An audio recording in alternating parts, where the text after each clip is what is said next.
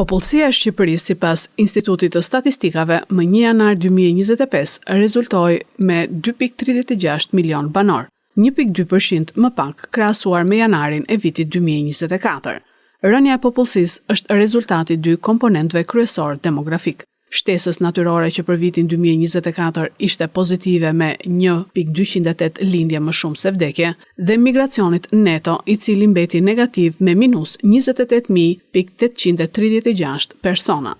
Raporti gjinor në lindje u rrit nga 106.8 në vitin 2023 në 107.8 në vitin 2024. Plakja e popullsisë është një tjetër tregues shqetësues. Mosha mesatare është rritur nga 43.5 vjeç në 2024 në 44.3 vjeç në fillim të vitit të 2025-s. Për llogaritjet e popullsisë më 1 janar 2025 tregojnë se vetëm qarku i Tiranës shënoi rritje të popullsisë krahasuar me një vit më parë me 0.2%.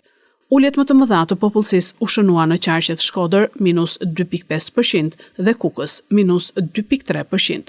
Tirana, Fieri dhe Elbasani kanë peshën më të lartë të popullsisë gjithsej.